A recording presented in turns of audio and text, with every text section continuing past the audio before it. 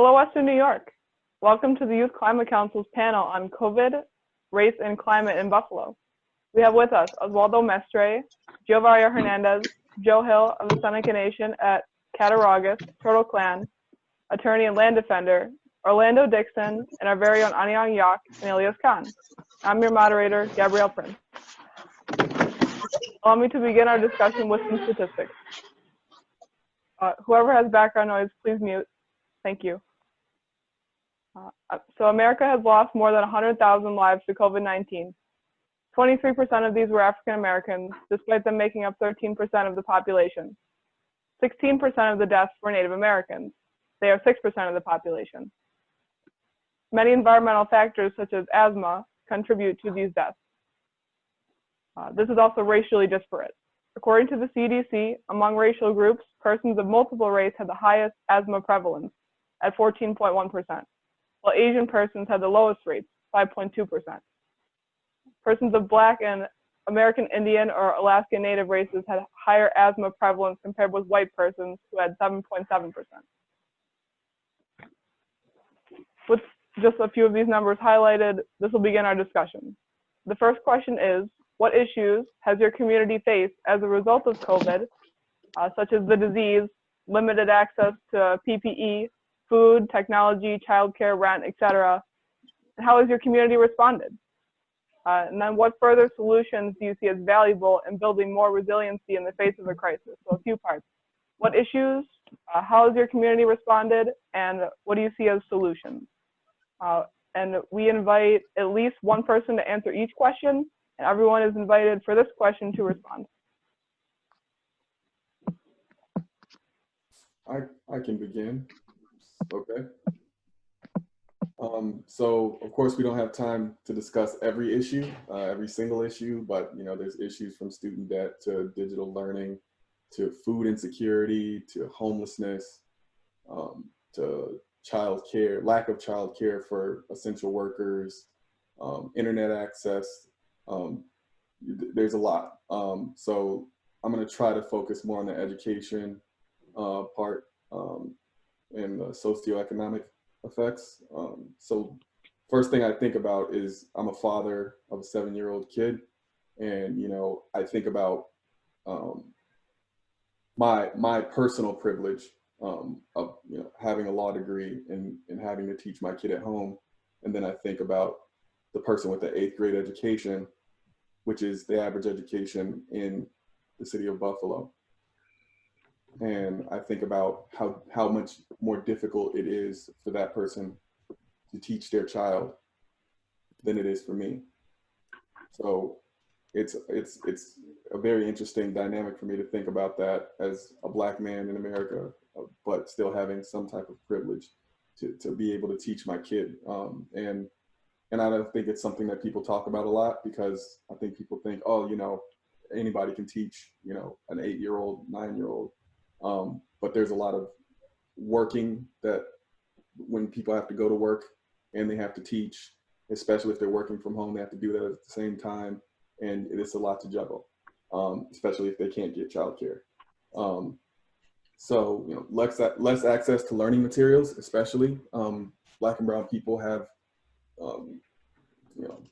generally have a lower lower level of college degrees, lower education rates, lower income, all types of things like that. So you're going to have people graduating from high school that don't necessarily have access to people who have been to college, and this is all with everything else that's closed. You have people who can talk to their parents about this type of stuff because their parents have been there. Their parents have, have graduated from college or whatever. So I think there's a racial dynamic that feeds all the way through. And understandably, people with low socioeconomic status may not know that these free and discounted programs exist that would help them to do anything that, leads them to the next level, whether it's graduating high school or graduating college and finding a job. Especially under these circumstances. And also Black and brown people have less wealth resources. So speaking of, you know, the economic standpoint that everybody is in now, where people are losing jobs at record rates and people are out of work, wages were already bad before COVID, especially for Black and brown people. So imagine your wages being bad on top of the fact that you already had less money. You don't have access to generational wealth. You don't have access to, you know, rich friends or, you know, rich family members, or you don't have, and you just don't have the money saved up. Most Black and brown families have a negative income saved. You know, most Black and brown families are in debt. So I'll stop there, but there's just a lot. There's a lot of effects that are affecting the community, and just because I didn't actually give the what the community is doing about it. I've seen a lot of people coming together. I've seen a lot of people helping each other with study programs for their kids when they're teaching from home. I've seen a lot of people, you know, donating money to make sure that people who have less of an income can survive throughout the crisis.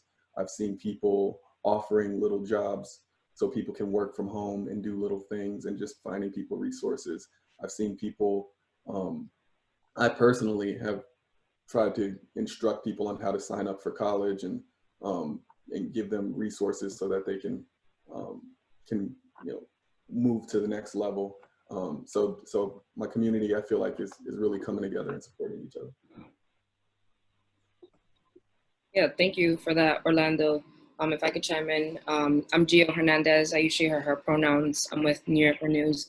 I think thinking through COVID-19, it has been a clarifying moment, or not even a moment because it's been so long, but it's been a clarifying time, because it puts into question so many of the issues that were pre-existing already.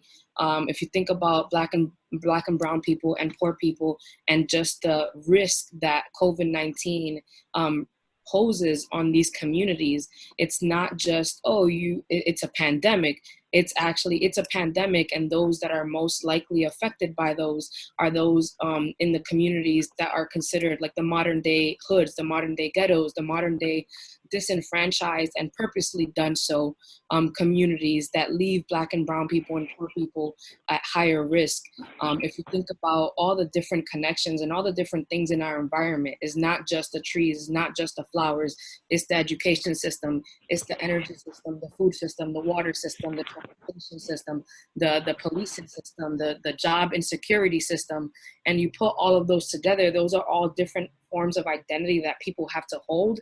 And for frontline people, and what I mean by that, frontline, being on the front lines in the sense of being hit first and worst by these systems, but also in current moment by COVID-19. How do you tell a family that has been hurting economically and in all these other systems that they are now at higher risk, that this underlying condition that they've had for 20 years actually poses a higher risk for them to then die? Like, how do you tell that person that, but how do you tell their family members that? So there's just so much that is happening all at once. But if anything, this pandemic has really brought into perspective just how messed up our quote unquote normal was before COVID-19, and therefore the urge for changing these systems that have not been serving us. And when I say us, I mean frontline individuals and people in general. There's been a lot of talking and just more education happening throughout these last 3 to 4 months around white supremacy, colonialism, and militarism, and all the different parts that police play in that. And this is not just happening now. Like, this has been a culmination of the foundation of this country as we know it as the United States. The fact that our people have been deprived of the rights and the resources that are afforded to us by the earth and by our relationships and how they should be with the earth. And so just hearing Joe's welcoming and coming to the space, really grounding us in that. that we should be living in a society where we can live off the land and respect the land in a way that is mutually self-interested. But that's not where we are, because the way that the systems are now, it's really to benefit white supremacy. It's really to benefit the 1%. So where does that leave our families and our communities and our loved ones and humanity in general? There's such existential questions, but they can't stay as existential questions. They must be resolved, and really thinking through movement generation. They provide a lot of just movement education, popular education based in people's lived experiences, and in the notion that those closest to the problems are closest to the solutions. A lot of frontline folks, most frontline folks, are not closest to the problems by choice. We're not being we're not picking to be poisoned, for our land, for our air, to be toxic, but rather that's been imposed onto us. And so what is it that we actually can do? So one of the things that I saw first and foremost in Buffalo when this COVID-19 pandemic hit was food distribution. And food distribution specifically to elders that should not be outside because they have underlying conditions. And so just busting out in food distribution, being able to see how the community came together in collecting funds and being able to package meals that will be durable but also healthy. A lot of the systems of like food pantry even is so sad because it's like perishable foods or non-perishable foods, but you have to think about like the chemicals that that are a part of producing that food versus how we're supposed to be consuming food as it is. So I won't go on forever because I want to like open up the space for others, but just we need to be addressing these issues and understand that COVID-19 is just a culmination of what was already existing and what was already not working for us. And so we have the opportunity to change things in the right now. Of course, thank you for highlighting that. It's almost impossible to isolate individual issues because it seems every issue has just been magnified.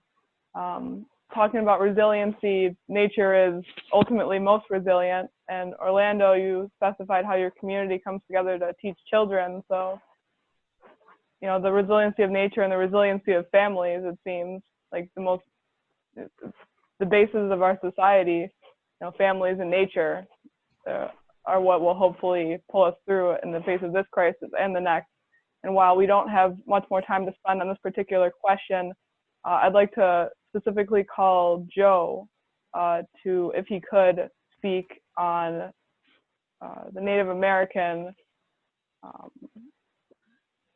struggle with COVID specifically, if you could, for a few moments. And then what solutions do you see in building more resiliency in the face of what is likely the next crisis? Yeah, this is Joe Hill. I'm an attorney, he, him. We've been here before. We've seen this before. It was smallpox. It was the common cold or flu that we had no immunities to. But we were stronger then. Now, because of all of the impacts that we've had to our food sources, on the Cattaraugus Creek, we have one of the, I've been told it's one of the best sport fisheries in the country. But we can't eat that fish. In the 70s, there used to be guys, they'd catch the fish and they'd smoke the fish and they'd sell it and they'd give it away to elders and everybody in the community, you know, and they can make a living off of that. And then West Valley Nuclear came in. And that nuclear contamination got into the creek. And then the tanneries and some of the other sites upstream from us were found out to be putting some horrible things into the water. And then we also discovered that there were PCBs and mercury. And so we have these beautiful fish, but we can't eat them more than once a month. So to me, that says don't eat it at all. You know, I'm not a fisherman because if I can't eat it, why am I going to catch it? You know, I did go out with some friends at the beginning of this, and we got some really beautiful skillhead. And the one man is he works at Roswell and he knows much about food, diet, how to prepare things. And he said, if we fillet this and we take out all the fat, then it'll be a lot better, you know. But not having that in our diet has had a really horrible impact, you know.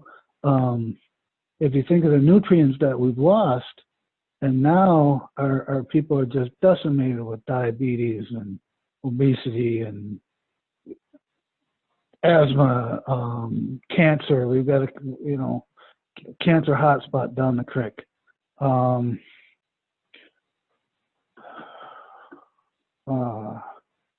Unemployment and on the res is probably about 50%. Not everybody can work at a casino.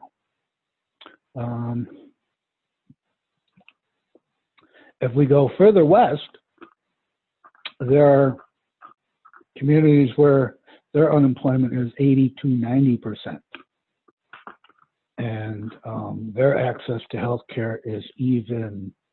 The one nation that I just came back from, they have 6 ventilators for 16,000 people and 8 hospital beds. So if it hits there, it's just going to devastate the community, and the numbers are starting to trickle in. My own community, when we lose an elder who is fluent in their language, we had 16. We now have 15.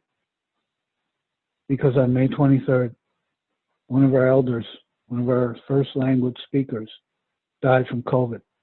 Her 2 daughters died from COVID. So that's the reality that we face. It's and we're going to get very little help from the state. The federal government, we can't count on them either. They've got over $600 million, almost $700 million, that they have not released to any of the nations.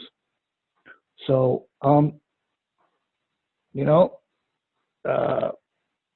when I see at 6 nations, they're up there and they're stopping people from coming into the community, good. I wish that were happening at my place. But it won't happen there because a lot of guys got rich. A lot of people got rich selling cheap cigarettes and gas, tax-free. And they won't stand for anybody shutting the borders down, where if we were going to do it, I'd be out there shutting them down too. I'd be the first one out there. So, little insight there for you. Thank you for sharing that. I'm very sorry to hear about your losses. So once again, the resiliency of nature, but it seems like that's been spoiled. I hope one day we could remediate that to increase that resiliency. And it seems to me that, you know, especially during this time, because of the lack of resources for Native American nations, isolation seems to be one of the solutions, and that's unfortunate, but I guess maybe that'd be best for now. So for sake of time, thank you all who responded. We're going to move on to the next question, which is, you know, some might say unrelated, but, you know, not so. We're going to start talking about law enforcement. And for that, Ilyas will ask question number 2. So, thank you, Gabby. And once again to Joe, I am deeply sorry for your losses. I will keep them in my thoughts and prayers. So our second question tonight is, what relationship do you and your community have, if any, with the police? And how has that relationship changed post-COVID and the social response to the murder of George Floyd? So it's a 2-part question. What relationship do you and your community have, if any, with the police? And how has that relationship changed either as a result of COVID or as a result of the murder of George Floyd? And we would like at least, what was it, 1 answer for this question, or 2 answers for this question. But I believe all are free to answer this one. Sure. This is Oswaldo. He, him, and his dislike to jump into that one particular question. The unique role that I play as the city's chief service officer and director of citizen services affords me the opportunity to listen, to understand, and to respond to citizens' concerns and issues. As we talk about the relationship that the community has with law enforcement and police, not just through COVID, but through the unfortunate, and I'm going to be very honest and blunt in terms of killing of George Floyd. Even when I talk about it, I'm a little emotional. As a Black and brown person, as somebody who, my father is Puerto Rican and my mother is Black, and how I've grown up, I don't think anyone, and not just George Floyd, but the response that law enforcement has had in terms of Black and brown people has just been atrocious, and I'll be very honest. When we talk about Black Lives Matter, it is really just saying that we matter, and if you understood, our situation and understood who and what we are, we have to matter, and I think it just speaks to that. In terms of with the city of Buffalo, those relationships, as best as we can be, as best as we have been doing with community policing and working with communities, you're only as good as the best thing that you've been able to do. And if it has been strained, and part of policing and law enforcement relies on trust and the ability for law enforcement officials to do their job. And now we are questioning, what is that job? And it rightfully so, because at the end of the day, we have to be responsive to folks in the community. And we've been doing that. Myself and the mayor and a few others have been meeting with various groups. We understand that there's a lot of hurt out there. We understand that there, as a result of law enforcement and those that looks at, the systematic systems of racism and how it's applied on systems. The sister earlier talked about systems. We have to be very responsive, and we have to listen and be able to adapt and change. We had a very unique moment. And a unique moment is this intersection, this generational intersection of looking at some change so that George Floyd doesn't happen. And so I was rushed here today because I was in a meeting earlier with an organization called Free the People, I'm sorry. And there's a coalition of group of young activists and listening. And we met with them a few weeks ago, and we've been meeting with them and meeting with a whole bunch of different groups to talk about some of the social unrest that's been happening. Free the People, Western New York. Thank you very much. And we have been, that's kind of just wanting to be able to listen, but come with some immediate changes. And so today, last week, the mayor made some announcements in terms of looking to immediately change some things within law enforcement. But also, this is chapter 1, and this is just one step, one phase to approach with that, to look at the idea of low-level offenses and being able not to immediately arrest somebody, put them in handcuffs, and maybe perhaps just giving them a appearance ticket. I think about that because in Minneapolis, with George Floyd, was accused of having a counterfeit $20 bill. And if the police had an opportunity to write them a ticket, maybe perhaps that wouldn't have resulted. So looking at some low-level offenses and a few other different things within that response too. So that's really the relationship, always continuing to try to improve upon it. And lastly, I just want to say, and I'll get an opportunity to say with COVID, having tested positive for the coronavirus has changed my world, to be quite honest, and looked at it. And so I look at the issue of testing, and I look at the issue in terms of a mental capacity as well too. So I just wanted to throw those aspects as it affects Black and brown people, those people who are in disparate communities, and how we need to address that too. Thank you. I would like to specifically call on Anyiang here as a youth, as a part of the Western New York Youth Climate Council. What relationship do you have, if any, with the police, Anyiang, and has that changed post-COVID George Floyd response?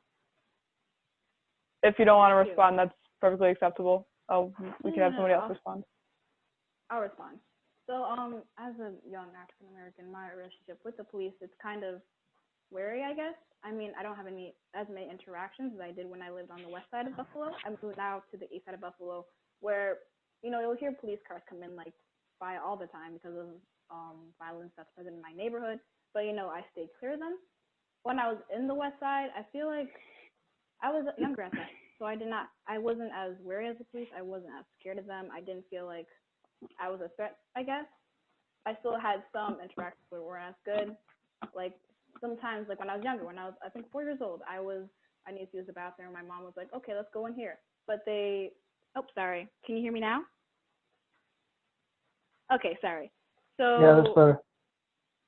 Okay, so I was a young kid. I think I was like 3, 4 years old, and I needed to go to the bathroom. This was at a pool down at the west side, and they wouldn't let us in. They said that we didn't belong there. They said, oh, do you have any membership? Which wasn't required at that point because, you know, people would come by all the time. And we were like, no, we don't have membership, but I was a little kid and I needed to go.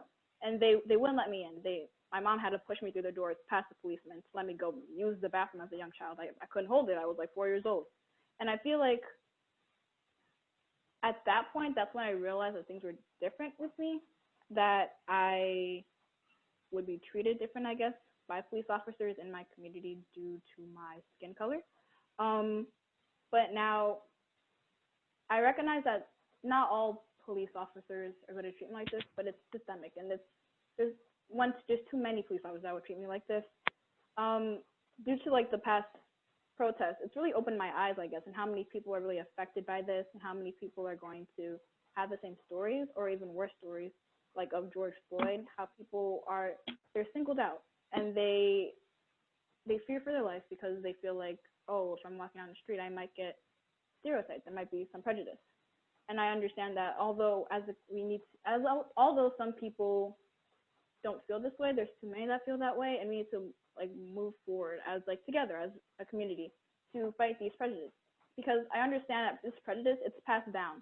I understand that people might not mean to be like this, but it's still something that's present in our communities. Some people may not mean to go look at that guy and say, oh, that guy looks suspicious. We need to think about why do they look suspicious? Why do we feel like they're a threat when they're walking down the street? And I feel like once we recognize this prejudice that we have that's passed down, even though it might be purposeful, it's still innate. Some people still feel this way. And if you recognize this, we're able to move forward as a community in order to not have instances like this, like George Floyd, or right, like all these kids, these minorities, black and brown kids that are facing these kinds of this fear. They're facing this fear. So yeah, that's my 2 cents on that question. Thank you for sharing your personal experiences, Anyiang. I'm sure you're not alone that all these people sharing their negative experiences with law enforcement is validating for not just you, unfortunately. So now again, an unrelated question, number 3, how do you feel about the protests against police brutality? And this is an important second part. Do you see any connections of police brutality to the climate crisis? And anybody here is welcome to respond. We like 2 responses. Oh boy. Did you want to speak? Oh, okay. So I feel like these protests, they're needed. I feel like these protests are needed.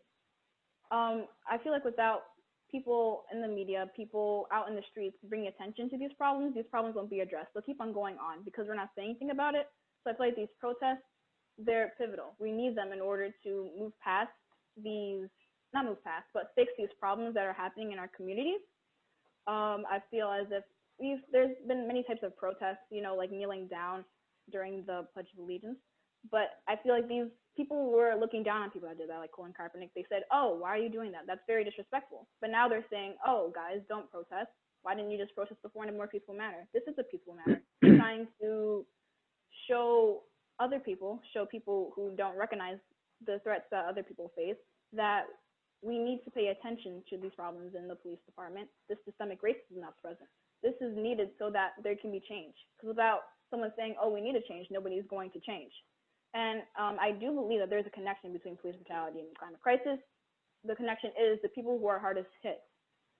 Due to the climate crisis, the people that are going to be hardest hit are the same people who are getting hit with police brutality: minorities, Black and brown people, people who have low income. And I feel like this is a trend. And a lot of issues that we face in the communities, it's the same people that are getting, like, in these issues, the same people are being treated badly. The same people that are being treated badly by police brutality are the same people that are actually going to be treated bad due to the climate crisis. It's a trend, and that needs to be addressed. We need to know that this is systemic, and that it's due to institutional things that have been written into everything that we do. So we need to address that. A, this is a real issue, and B, this is a real issue due to people that are being affected to it. So yeah. So I'd like to weigh in just a second and say that. Okay, so we have many people who want to respond to this question, which I'm excited about, and we can take more time for. So just so you're all aware, I think Joe is going to respond, and then Geo also put herself on stack, and then Ilyas, you're welcome to as well. So if each responder could take 2 minutes, that would be absolutely perfect. So go ahead, Joe. I'll try and to.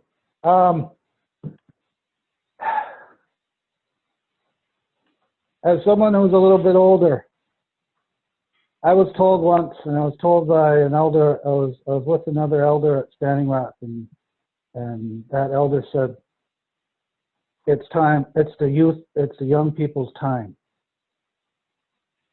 And what she meant by that was that we'll be there to advise and guide, but we can't be the ones locking down the trucks and hanging in trees, and, you know, we'll get arrested, but, you know, the young people have that energy. And so it's young people's time. I would never try and tell anyone how to voice their adamant opposition to what the police have been doing, you know. And I will say this: everything that has been unleashed on protesters in the past few weeks was done at Standing Rock. On September 3rd, 2016, they unleashed, they had dogs go after people who were trying to stop bulldozers from destroying burial grounds. On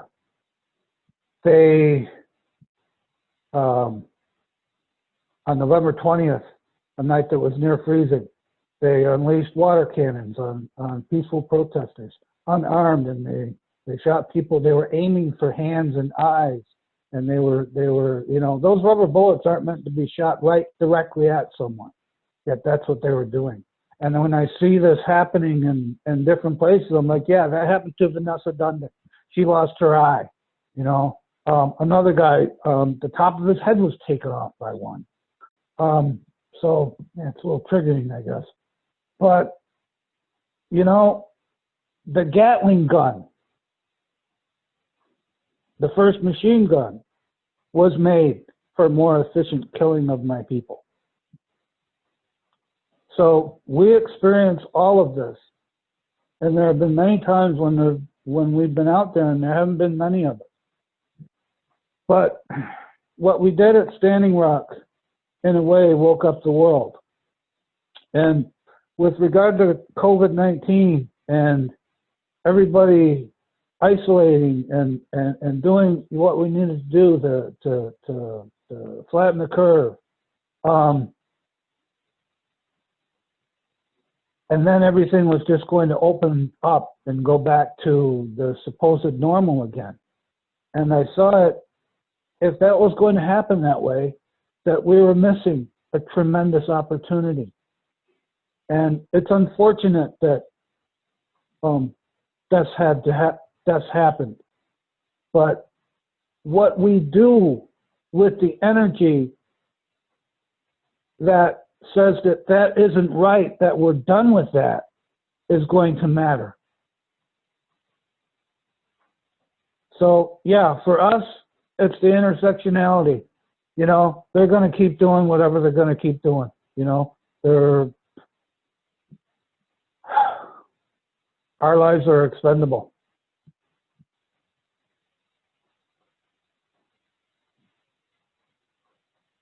But it doesn't mean we're going to just sit back and take it. I've lived with warriors. And today I was informed that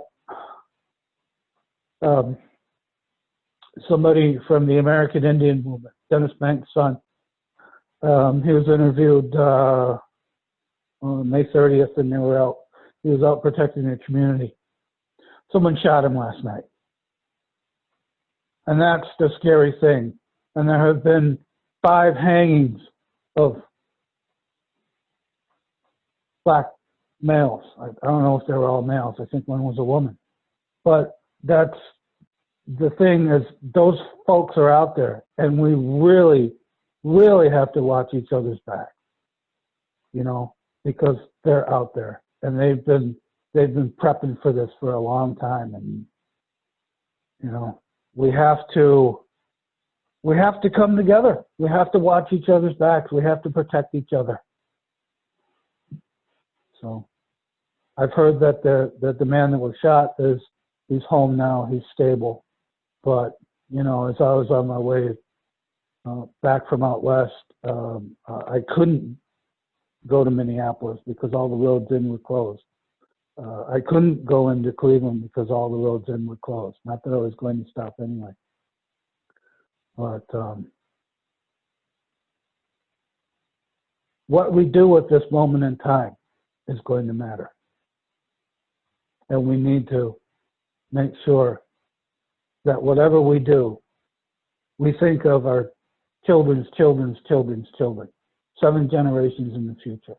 That's what we think when we make decisions. So I'll pass it on. Joe, once again, I'm so sorry for your loss. This is just awful. And thank you for sharing it in this space, because that is obviously not publicized. But your messages are absolutely clear and absolutely relevant, that what we do at this moment, whether it's police brutality, climate crisis, COVID-19, is absolutely key. And whatever we do, we need to sustain that energy until it's done, and until way after it's done. And we need to keep reading about it forever so as to not forget. Gio, would you like to respond about how you feel about the protests against police brutality and the connections to the climate crisis? For 2 minutes, please. Yeah, and thank you, Joe. I feel like every time I hear you speak, you just ground me and so many others. I feel like the protests happening against police brutality are long overdue. As a person who grew up in the South Bronx, my building was attached to the Family and Criminal Courthouse of the Bronx, the Supreme Courthouse, and the Hall of Justice right up the block. And so I saw and experienced a lot of the brutalities that exist within the criminal, so-called criminal justice system. There's nothing just about it. If you think about the laws that are in place and police's role, police are supposed to uphold the law and protect the citizens within a community. But what do you do when the laws are jacked up against a specific group of people's favor? I used to see people just go into the court systems and never come back. People would just disappear from my community. And it's like never to be seen again. What happened to those people? What happened to those families that have been ripped apart? Where are the answers? And there were never any answers. And it led me on a path even just to discovering how nasty the criminal justice system is, and really looking at how, again, the foundation of this country has been based in militarism. And Joe said this a little bit too, of just like how a lot of indigenous land was taken because of mass weaponry. And that same system exists in how we see the police right now.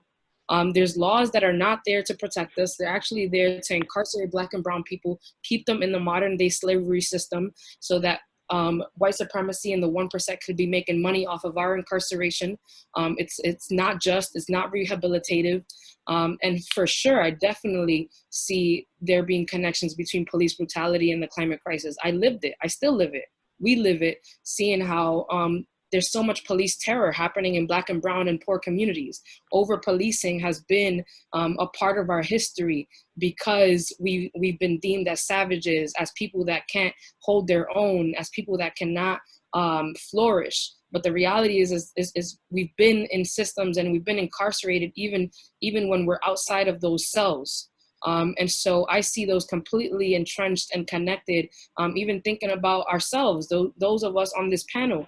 Where are our people actually from? Where are our native lands, and why aren't we there? Why is it that our people have come to the United States for the dream of a better life, but when we get here, there is no better life. There's actually systems on systems of oppression that keep us down. And how do you relate that? How do you communicate that to people in our native countries? And even thinking the systemic oppression that has and continues to upheave on indigenous folks, on Black and brown folks, on poor folks. We cannot have true environmental justice without liberation of Black and brown people. So, seeing so much that we add to the value of this country, to the value of the globe and our relationship to the earth as it should be and as our ancestors knew it. There's a reason why our cultures have been erased through history, through the burning of our people, through the killing, the lynches, but also through the burning and erasure of our cultures and our books and our educations, and even in the systemic ways that people have been brought apart, this divide and conquer mentality that us as poor Black and brown people should not be together, and that we should tear each other apart as opposed to building up, because these systems of white supremacy, colonialism, and militarism have designed it that way. Because if we actually saw and understood how much we're alike in being oppressed, then we would organize against that. And we would understand that there's a target. We're the target to create money and resources for other people. That's why we've been disadvantaged. And so these protests is a proliferation of that, of seeing how many of our people, we're tired of being tired of seeing the normalcy of our people being lynched, being killed. This should not be happening in 2020, but it is. And so the coming together of people all across the globe, not even in the United States, has just been really refreshing, because we've all known that this has existed. On any given year, how many times do you see a video clip or the news? This is only the ones that make it to the news, because how many killings do not make it onto the news? It's become something that has become normal. I don't want to live in a world where the lynching of Black and brown bodies is normal. And so I totally agree that this creates a beautiful opportunity, although it's in the midst of crisis and chaos, to be able to restore ourselves and get rid of the things that do not serve us as the people and as this planet. And that in itself is environmental justice, actually adhering to all of these different systems that are a part of our environment. And so much of that is the governance structure. We do not need police terrorizing our communities. And so I totally think that, I totally believe and know that they're connected. And I'm just grateful to all the people taking action in whichever ways they can, whether it's in the protest physically or writing letters to submit to government agencies. So much is being done, and it cannot stop. This is not a fad. This is not a thing of the moment. This has to create our future. And Ilyas, I'll pass it off. Absolutely. I just want to say thank you so much for that connection, Gio, that the destruction of Black and brown culture is the destruction of lots of a proliferation of knowledge of how to live in harmony with the earth. So thank you. And Ilyas, yes, please respond to this question. So I just wanna make it clear that this question and the last question, and the question before that, they're not unrelated, right? We've been using this term unrelated in quotation marks, but I want to make it very clear, especially between this question and the last question, that they're so closely related, so close together, that if we decide to distance these things, we're not seeing the whole truth. So for me, as a person, a young Pakistani Latino man, I can pass, right? I can pass as white. I look white for the most part. And for a very long time, I could pass perfectly fine. But these days, I find that people, if I'm like wandering around or just on a walk, some people would be suspicious of me. They'll ask me like, "What are you doing?" I think once a man screamed that he thought I was gonna knife him. I'm a stick. I don't think I could even hold a knife straight. So all of this, you know, these constructs in the community that facilitate, you know, this police brutality. I think that it's the communities that allow for that brutality to exist and persist that are the same communities that are allowing for the climate crisis to exist and persist. So when we think about police brutality, you know, affecting Black and brown people, and the climate crisis affecting Black and brown people, who is benefiting from police brutality and who is benefiting from ignoring the climate crisis? And we find that it's the same people in both cases, right? So this question and the last question, they're the same, because if your community has the relationship with the police where you're that person who thinks the Black guy walking down the street is suspicious, if that's your community, then your community is probably the same one that's taking away indigenous lands, that's, you know, fostering a fossil fuel and extractive economy, that's, you know, electing corrupt politicians. I mean, these communities, they're the same. And if we forget that, then we are obstructing the whole truth. That's all I want to say. Wow, thank you for drawing all of our questions together, and that's absolutely correct. So now we'll move on to the fourth question. What are your thoughts on defunding the police, which we've heard as a catchphrase nowadays? Where do we turn now and in the future, apart from law enforcement, to fulfill citizens' needs? So 2 parts here. What are your thoughts on defunding the police, and then where do the funds go? And I would like to specifically call on Oswaldo to answer this question, and then we'll have one more responder. So whoever that is, you can message me now. Thank you. You know, quite honestly, when I heard the term, or initially I heard the term about defund the police, you know, living in the situation that we are in, I'm like, defund the police, what are you talking about? Not that we need to be over police, but we have to have something. And as I got more educated and I started talking with groups, I do realize that, quite frankly, there's some businesses that the police shouldn't be in. Has no, you know, that we need to look at other ways, that we need to look at situations. You know, we hear about the examples of how law enforcement are always the first responders, and usually when they're the first responders, they're dealing with situations of people who have mental challenges. They're dealing with situations where folks are looking at other things, and they have to make quick decisions, and they've been trained to look at things from a law enforcement perspective, right? So that's not their first thing to look at. And so when we talk about defunding the police, looking at other things, I think looking at other places that we can put monies to help, you know, or bolster up. And I think when I start to look at that, and I start to see the example of what Minneapolis is doing, looking at other to look at in that respect. And I think that's what we need to start to look at. I look at what happened in Atlanta, you know, where a young man, you know, fell asleep in a car, you know, drove, and police, you know, engaged them. And I think about one of the offices that I run is the 311, or the call center that deals with non-emergency.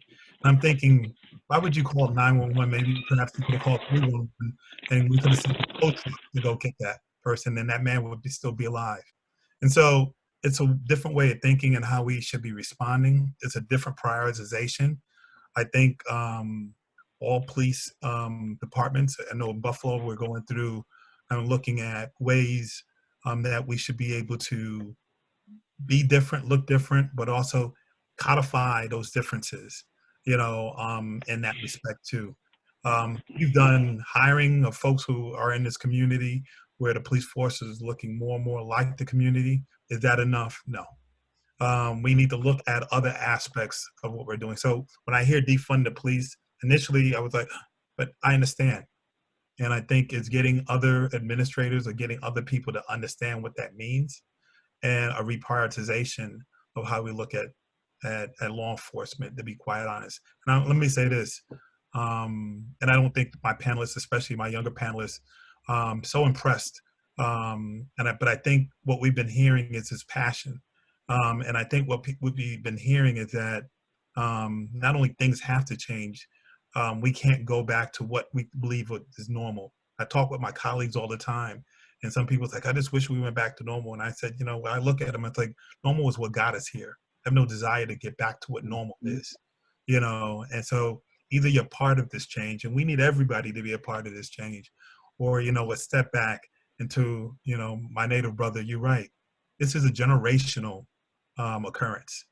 If we just look at it as just me or older folks thinking about wanting to change that, that's not going to happen.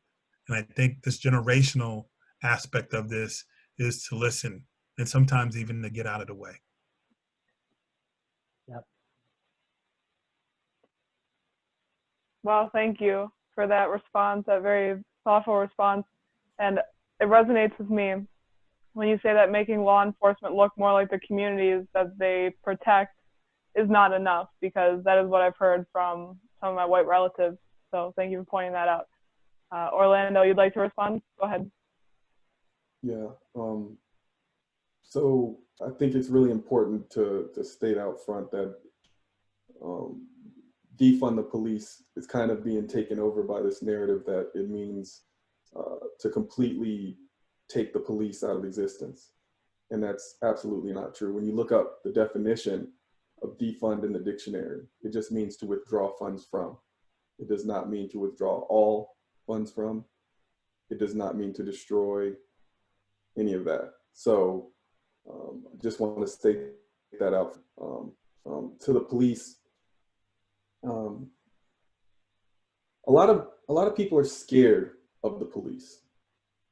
A lot of people don't trust the police, and that should not be the way things are. Kimberly Jones, she's an activist. I can't remember the exact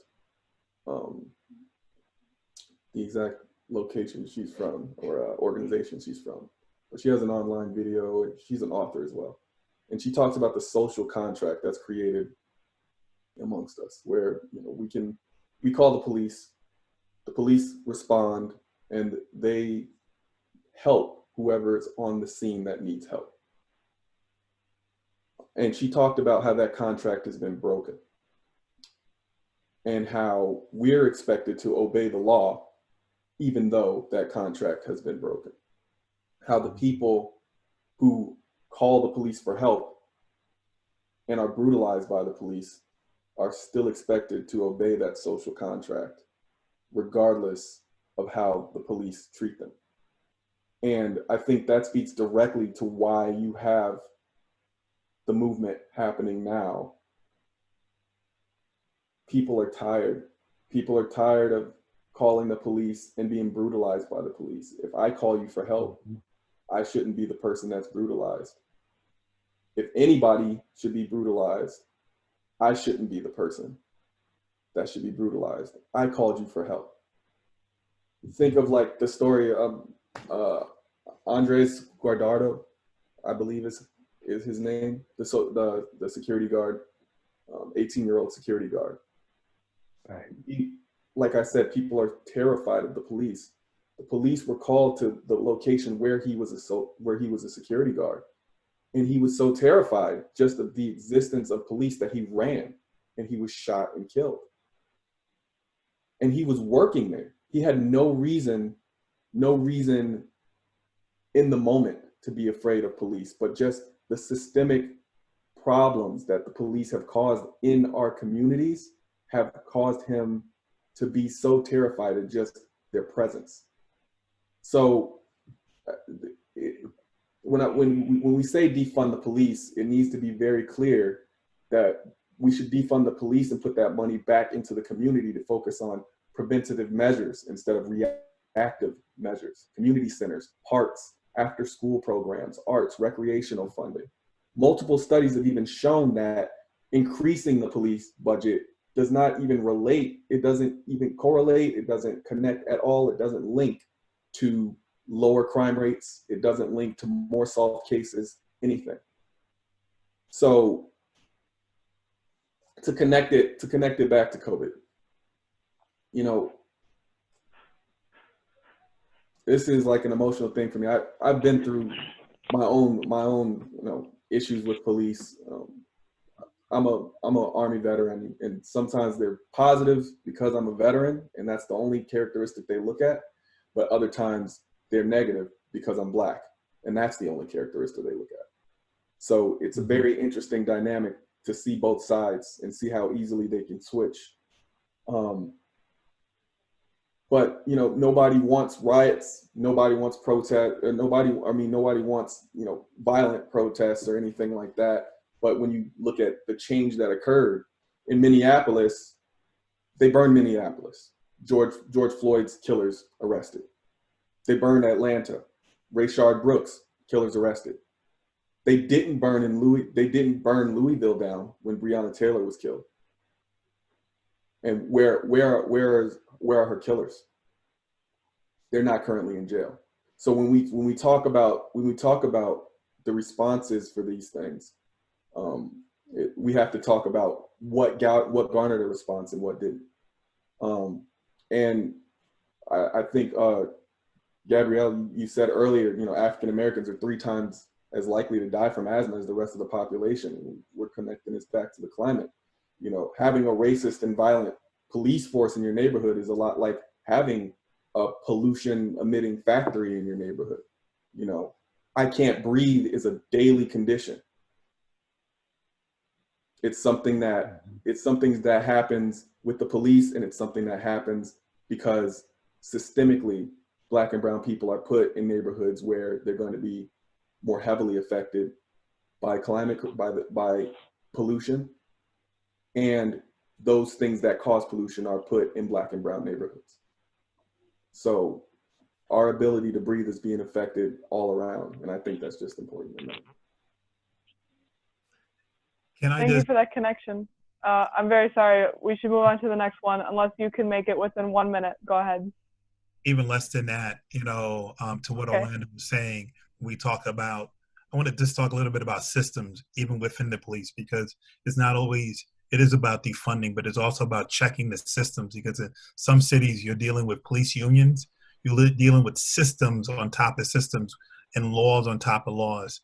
And so what we've been realizing, especially in Buffalo, here, when we're talking about cutting the budget, or looking at ways that this, and I'm a unionized person, but a police union will just want to keep the status quo because it benefits, you know, the very few, and it protects that. You know, we look at a system where, you know, mass retirement are happening, or people are just making systems. So I think, look, not just about defunding, but looking at systems internally that perpetuate folks from, you know, doing it's okay. Why should it feel okay that a police officer should get a threat from a police union saying that, get off of that unit, you know, we're going to remove our protection from them, you know, and they do it, not because they want to, but because they're feeling pressured to do it. And so those are the things that we also have to be able to look at and make the pressure to, you know, defunding, looking at all of those things. Everything should be on the table, you know, in terms of what we're doing at. So hopefully that's my minute, sorry. Okay, thank you. Our next question will relate to a specific piece of legislation that I hope every single one of you is well acquainted with, the CLCPA. So Ilyas, if you would. Thanks, Gabby, and thank you all for the last question. Your answers were very insightful. So the Climate Leadership and Community Protection Act, also known as the CLCPA, is the boldest climate bill in the country, and it was passed last year in New York State. So as I hope all of you know, this bill outlines a path to eliminate our dependency on fossil fuels by 2050, and most importantly, identifies specific funds to support communities disproportionately impacted by climate change. So that means, you know, making green job training, access to funding for projects, and green technologies, weatherization programs, et cetera, et cetera. So we are, or a member of our council is very curious about what a just transition away from fossil fuels looks like and how you envision the CLCPA taking effect equitably in your community. So we wanted to start off with Anyiang. All right. So I feel like a just transition from going from fossil fuels to more green things would be focusing on the communities that rely heavily on fossil fuels, which would be, communities that focus heavily on fossil fuels. Because if we simply just took it away, those communities would be hardest hit. And the communities that depend more on fossil fuels are the same communities that would be hardest hit by climate change. So if we were to focus on those communities in particular, I feel like that'd be good in transitioning instead of like focusing. If we give equal focus to all communities, that wouldn't be fair. Instead, we should focus on those communities. Yeah. Wonderful. Thank you, Anyiang. Next, we would like to have Joe answer from his perspective. And thank you for keeping it brief, Anyiang. We would like to keep it within 3 minutes, so if possible. Okay. Well, I don't know, because being a member of the Seneca Nation, we're a separate sovereign, and we don't have the best working relationship with the state of New York. Never have, probably never will. You know, my nation has paid New York State over $1.5 billion in the last number of years, and we're doing things on our own. But even there, it's more of a capitalist thing. We have a nice solar farm at Salamanca, but I found out that the community doesn't own it. It's leased out to some folks from out of state, and so you know, I don't know how we're. That's a problem with my nation too. It's just too many people have been lining their own pockets for such a long time. I know that our young people would certainly love to take part in the green initiatives, the training, I mean, even with COVID, more people are gardening on our reservations than have in a long, long time. You know, we were farmers, and so you know that's a green economy. But at Tuscarora, we have a problem with clean water. At Cattaraugus, we have a problem with clean water because of all the nitrites in the field. You know, seeping into the groundwater and getting into the wells, and you know, so there's some fundamental issues that have to be addressed first.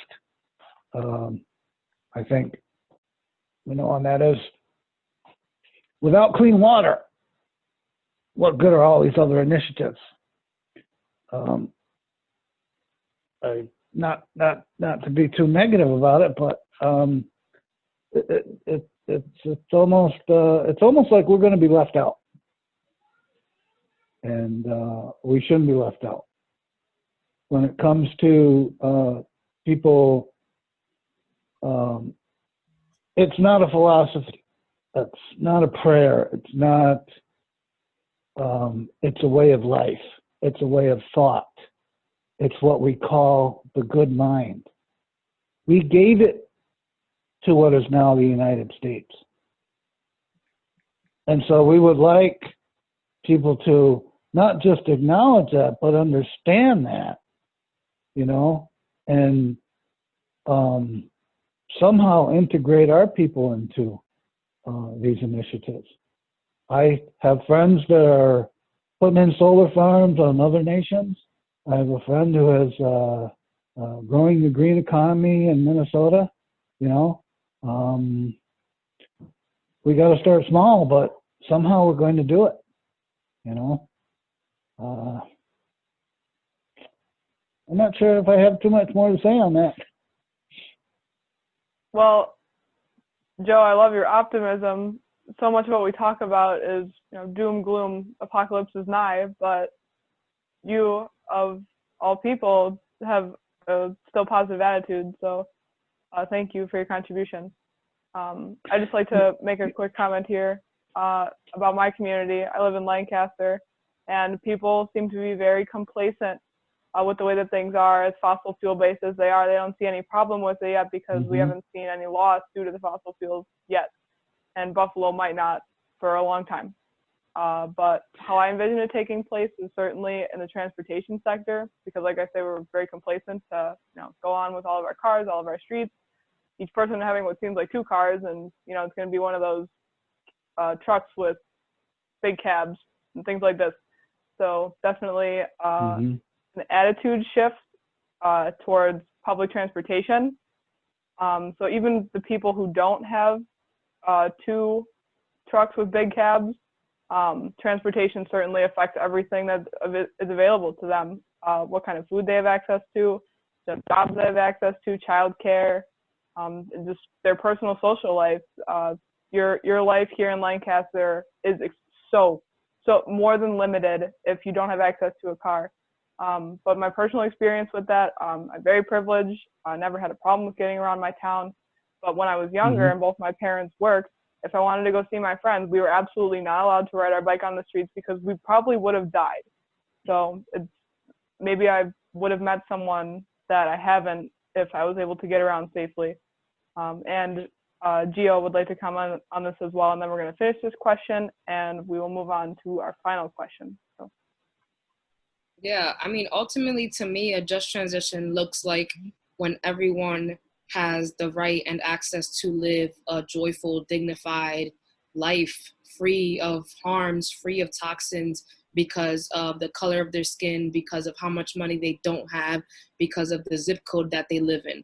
Like, I want all of the social determinants of health and wealth to be rid of, and the CLCPA plays a part in that, but is not the end-all solution. So I fully commit to the fact that the CLCPA got passed on a state level. Like, what is the groundwork then that needs to happen to bring it to the city of Buffalo, to Erie County, and to cities and counties all throughout the state, so that people could actually get those jobs, so that it's not just white people in the suburbs getting unionized jobs that are privileged wage, but actually like invest in the frontline communities that have been historically disenfranchised. So to me, that looks like job creation, that looks like education, that looks like going back to our ancestral ways. Like Joe said, we have this in our DNA. It's a matter of tapping into that and being able to access that, because it is our given right, but it's also a matter of access.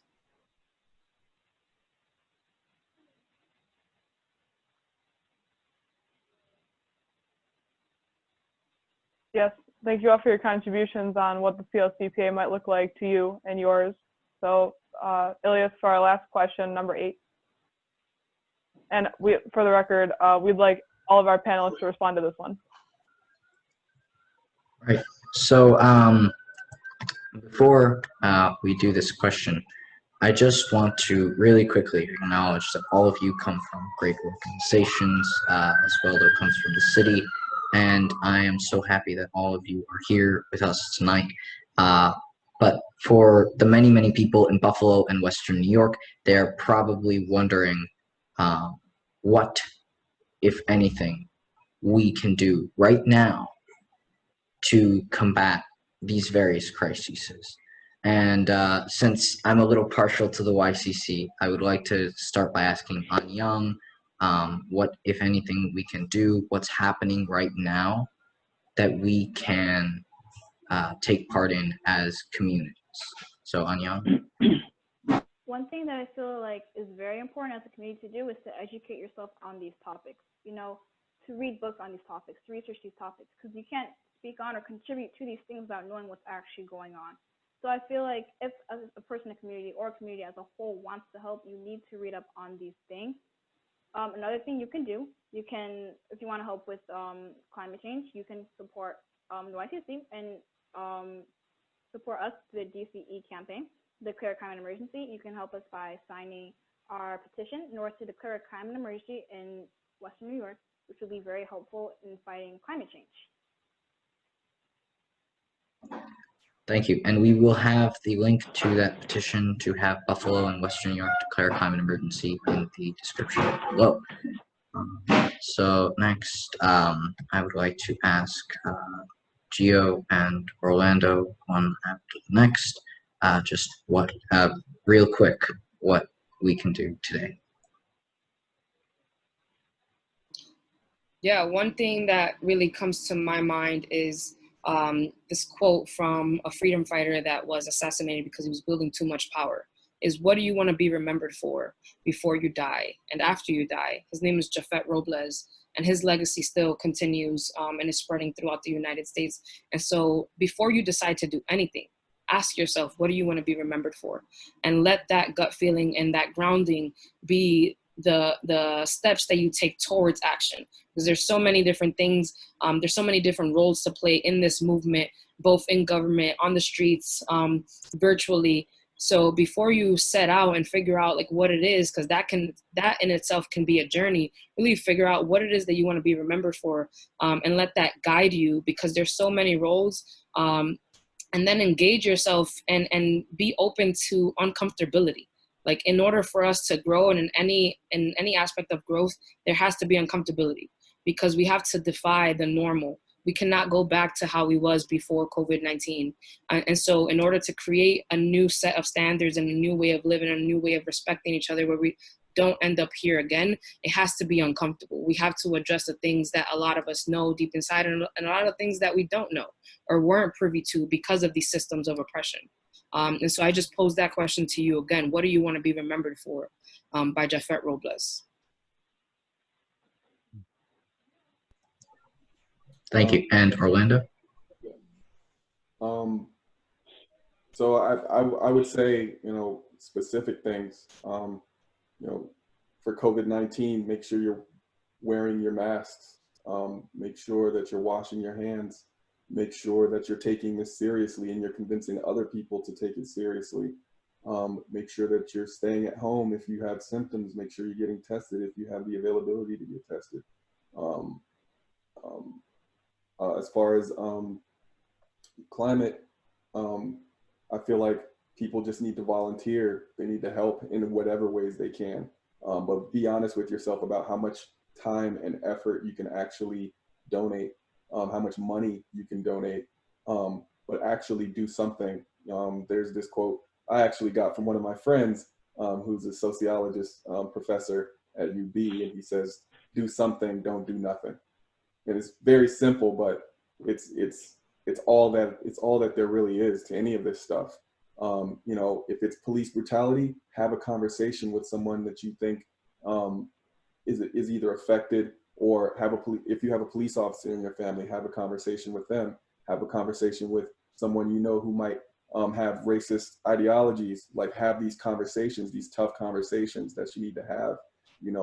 If you have the ability to protest, show up. If you have the ability to speak out, speak. If I feel like it's just a matter of just picking something and doing something, rather than the common thing that we tend to do, which is just post something nice online and then lean back in our seats. Just do something, don't do nothing. Thank you very much, Orlando, Anyiang, and Gio. Yes, we are going to I have move one to more the final question. comment on this question. Tomorrow, June 23rd, is New York's special election. So I'm not going to tell you who to vote for. I just like to remind you all of that very important day. So if you're going to do nothing else, I recommend voting. And then, yes, Ilyas, for our final question. For our final question, we just want to really quickly ask everyone, starting with Oswaldo, where or when or in what have you found hope in the past 2 months? Because I know, Oswaldo, you've suffered through COVID, you're a city employee, and you're still pushing through, and just, where have you found hope and inspiration in the past 2 months? And then go to all of our other panelists. I will be very brief. My hope and inspiration lies within this panel, lies within hearing young people speak. I just left a meeting, being impressed with what our future looks like. We can agree to disagree, but I can understand about passion, and I can understand about when folks are very targeted. we want to start and end with a quote: authenticity lives in those brilliant moments where we let go of fear and we love ourselves fiercely. As a people, as a community, we must learn to love ourselves. And that doesn't mean that we hate, but we understand these things that are oppressed upon us makes us look at each other differently. And so we don't advocate and fight the way we need to. We have to change that. We have to break out of that. I'm a kid that grew up in East Harlem. You know, I have sisters that live on Southern Boulevard. And I'm the only one that went to college. And I was able to do that with the help of a community. And so we need to bring those folks back up and understand that. You talked about having COVID and having the coronavirus and how much of a shock that was. But I understood that, you know what, if I'm going to do this, I'm going to understand it, but I'm going to be an advocate for testing and understand that because I was not showing any signs and I was a carrier and I could be infecting other people. The idea here, and Gio talked about this, Orlando and all you talked about this, the opportunity to change exists within us. And as we look to do that, we can't be afraid of that. We cannot be afraid of speaking for others as well, because we are put in this unique position to effectuate some change. And I think, Gio, you said it right. You know, when you look at the balance of your life and where you're at and what you want to be able to do, what side and where you're going to be at and how are we writing our message. And I say that because it's very important. And there is this belief, of the change that I've been able to see within the past 3-4 weeks, within the past months. I have not been in a meeting and I say this is generational, without somebody, a youth or a youthful voice or a different voice saying that we want to have something different. And that's what we see is different now. And I look and see, I say, when did I become that dude that I wasn't that person? I am that person because I want to be an ambassador to make sure that they're, which is very, very important. So again, to love ourselves fiercely enough to be uncomfortable, to have those conversations, make sure that we are doing that in a way that whatever systems we're in a club, we're in an organization or whatever, is to check those people to make sure that the privilege that I enjoy, that I have fought for, to understand that it is a privilege. And some people don't have that, especially when I go back home, and I see my mother living in the same projects. As much as I love and want to be there, I'm still reminded that this is where I come from, and I'm not going to forget that. And so for you or for all of us to remind each other of that too. So again, to love ourselves so fiercely that change must happen. Thank you so much. That's really grounding, I think, especially in a time like this where people are really, really self-conscious and really anxious and nervous. So that's really poignant. And now I'd like to open it up to the panelists. Any of you can feel free to answer this question. Where or when or in what have you found hope or inspiration in the past 2 months? Anyone can go. Briefly, preferably.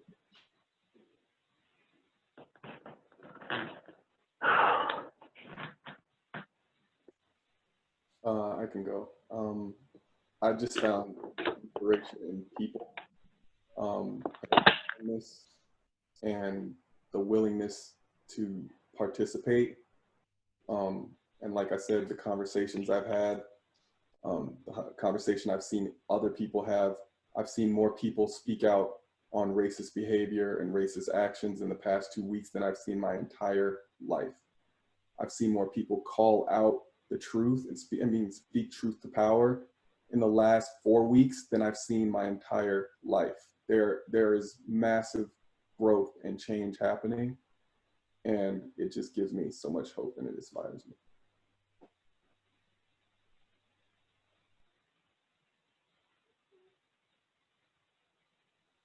I'd like to respond next. A few things give me hope all the time, but one thing that I witnessed recently was actually a close friend of mine accompanied me to protest in Buffalo, because, don't want to go alone. And she's also a very privileged person. She's aware, but she's never been politically active in her entire life. She is of voting age, but she never reads news. But just being there, she cried multiple times. So seeing her authentic reaction, despite never having a political education, that was hopeful because, you know, it means it's real. You could say she's unbiased, even though she's full of biases, something like that. And another thing that gives me hope is I spent a lot of time in nature and seeing the sunrise. Mm-hmm. Mm-hmm. And I'd really like if each one of our panelists could respond to this question.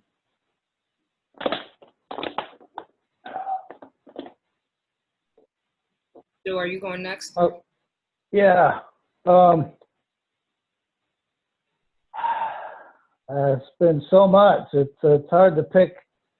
But a conversation that I had with a young man after speaking at City Hall, and thank you, Gabby, for reminding people that, you know, they weren't masked up, and you backed them up for me, and, you know, it was because this thing ain't done with us, and it's not going to be done with us for a long time. And afterwards, you know, when I was down there, somebody latched on. They said, "What does your flag mean?" I said, "It means the Haudenosaunee Confederacy." She latched on to the word Confederacy and called me a racist son of a bitch. So then I was explaining that. And anyway, after, a young man came over where my friend and I were sitting across underneath a tree across from the City Hall. And he said, "Excuse me, but I didn't hear what you said." And so I took the time to explain him what my Haudenosaunee flag means.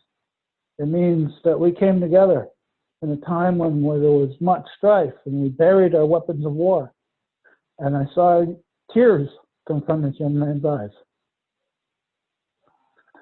And so he understood what I was saying.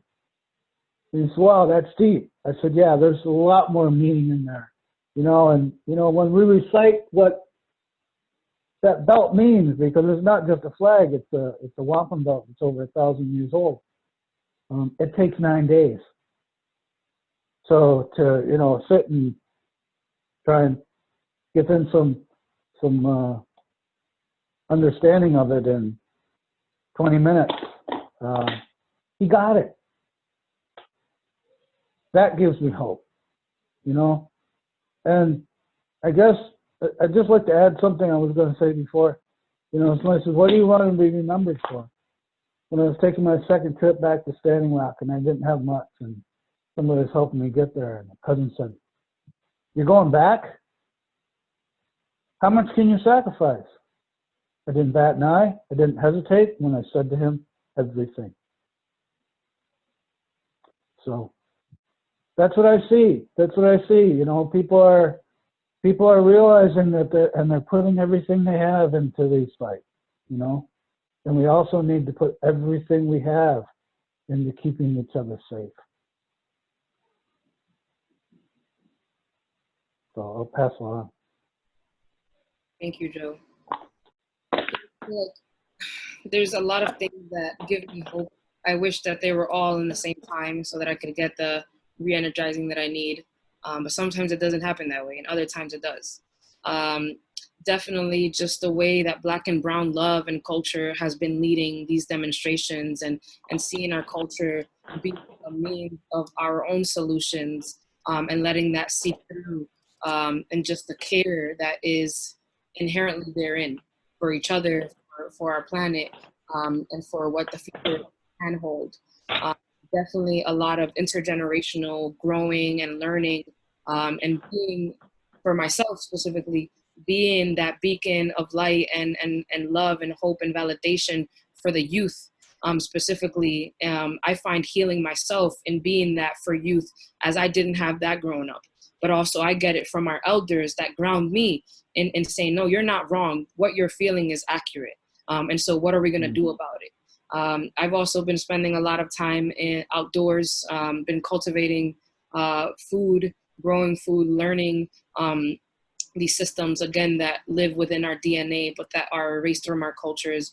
And so that's been really gratifying. I actually just picked my first leaves of lettuce yesterday. And also, like, lastly, like, white people stepping the fuck up, quite frankly. It's past due time, but this is the moment.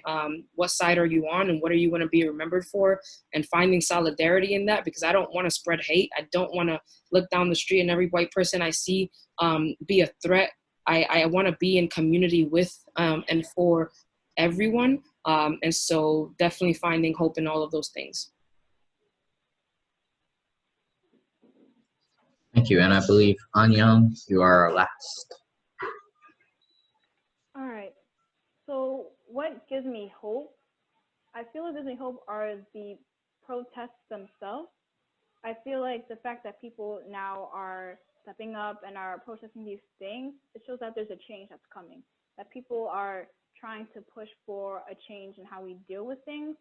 And that really like inspires me. Like, wow, we're really doing this now. We're trying to push for things that need to be pushed for a long time ago. It's long overdue, but it's okay now because now's the time and we're doing it now. And that really gives me hope for the future, because if we're pushing for it now, that means the future might be a better place. So, yeah. Thank you. And Gabby reminded me that I shouldn't forget about myself and what I found hope and inspiration in these past few months. And for me, my hope and inspiration has come from my family. As some of you know, I am moving to Pittsburgh, Pennsylvania. So moving in the middle of COVID and all of these crises simultaneously to, you know, a very, very different city, a very different situation. It's been really stressful for all of us. But, you know, seeing the resilience that my parents have, seeing the power and strength that they exhibit, it has inspired me. And you know, seeing that other people, not just my parents, but other people who are fighting this crisis on the front lines, who are, you know, working through their own daily lives, who are taking the time out of their days to do the extraordinary, you know, whether you're an essential worker or a protester, or, you know, someone who is working from home and working your butt off to keep your family fed. I mean, seeing the strength and resilience of those people, it's inspiring, and it gives me hope that, you know, if humanity is this strong and this resilient, then we can weather anything and we can come out better and stronger and more accepting and more loving than we were before. So that gives me hope. Gabby? Thank you all so much for the response to that specific question, and all of our questions, being vulnerable enough to share your personal experiences and the connections that you see in them to society, and then all of society's problems at the same time. It's something to sneeze at. So I hope that you've all gained as much from this conversation as I have, and I hope all of the viewers of this panel also get as much as I have out of this.